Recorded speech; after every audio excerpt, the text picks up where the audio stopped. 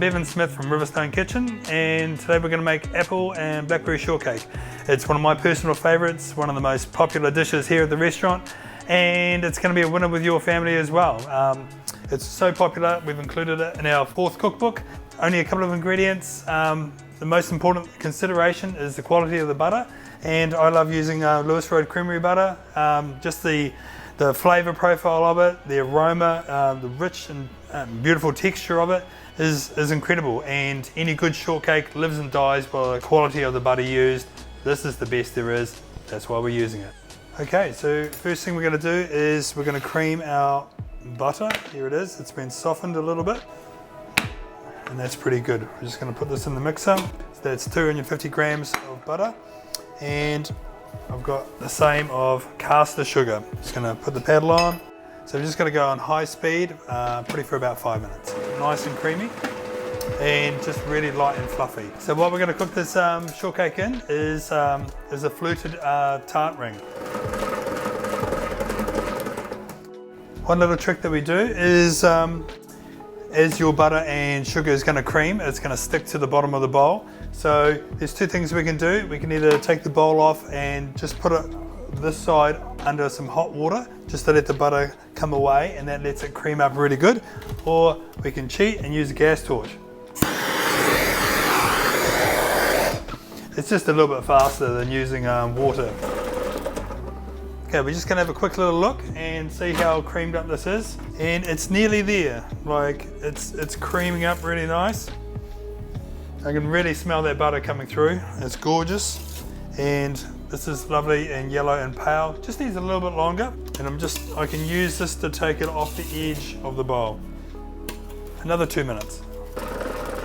So this is looking really good now. So I'm going to take my 2 eggs, and I'm just going to drop them in one at a time.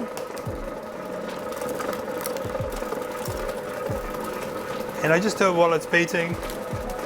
Yep, that's perfect now. Now we're going to add our flour. So I've got 360 grams of flour, and that's just plain standard flour. And I've got 2 teaspoons of baking powder, and I've got a little bit of corn flour there. So that's 250 grams. In she goes. And I'm just going to mix this. Make sure you turn your mixer down to the slower speed, otherwise you're going to get a poof in the face of flour. So turn that down, and you're just going to bring this together maybe for about 15-20 seconds until the paddle just brings it together into a lovely soft dough. You really don't want to overwork the pastry. And it's just starting to come together. Just take the very last of the pastry off the side of the bowl, and here we have it. So this is beautiful and soft. It smells amazing. Just going to use a little bit of extra flour, just a little shake, and just work it on the bench, just ever so gently. Cool, that's all I'm going to do. And I'm going to cut this into 2 pieces, and what I want is slightly bigger for the bottom and slightly smaller for the top. So there's halfway. I'm going to just cut through there. The smaller piece will be for the top. I really like these rolling pins. They're just so easy to use once you get used to them. And we're looking for a circle that's slightly bigger than the tin that we're going to use. So now I'm just squeezing it out a little bit. So yellow, gorgeous. My friend here, and I'm just going to roll this back onto itself. I'm going to use this to help me, and I'm going to roll this up like this. Doesn't matter that it's cracked, because it's going to be good. We just roll that back over top, and we're just going to push this in. Don't worry about the odd little crack. Here we go. That's beautiful. Okay, I've got a little bit more corn flour. This is just going to absorb the excess moisture that might come out of the fruit. So you don't really need to measure this. I just generally put a tablespoon or 2. So this is just cornstarch or corn flour, just a bit like this. Now I've got some apples here that have been cooked down, just a little bit of sugar. So there's probably about 7 apples in there.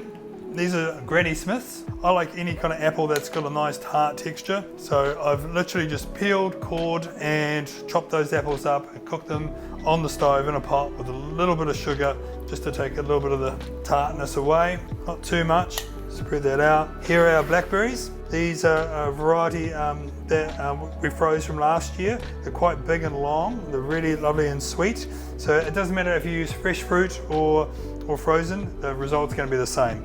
And this works with any kind of berries. It's really easy to get carried away and put too much in sometimes. And now we're going to roll the last piece.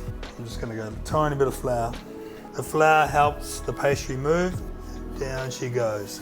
I'm just going to press with my fingers down here, and there's the edge of the tin. Just going to press it down. So easy, so rustic. And then I'm just taking this pastry away, and if I've got any little gaps, I can just use this excess pastry and fill those little holes there. Okay, I've got some caster sugar here and some water, or you can use a spray bottle and just spray onto there. Just not too much, just a little bit, and it just helps the caster sugar stick, and just a little bit of caster sugar.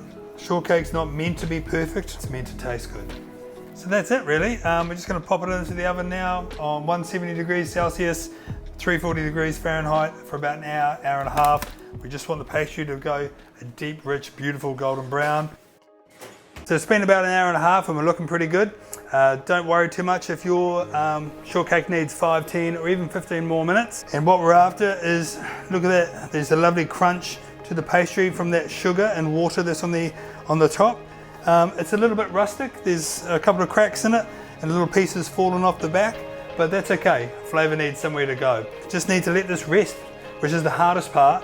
It needs to sit for half an hour to an hour just to let all those juices from the fruit cool down. If we try to cut it now while it's hot, it's just going to all fall apart. Now that it's cool, we can actually do this. And I'm just using my fingers, just work it around. It's still warm a little bit, so it releases. I'm just going to put my hand under there. And now she comes. Look at that.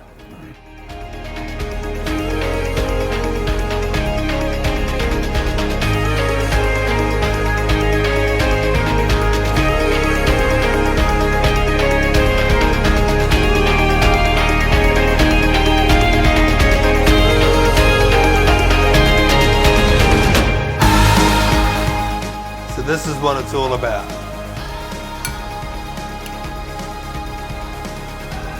Fantastic. Thanks, Lewis Road.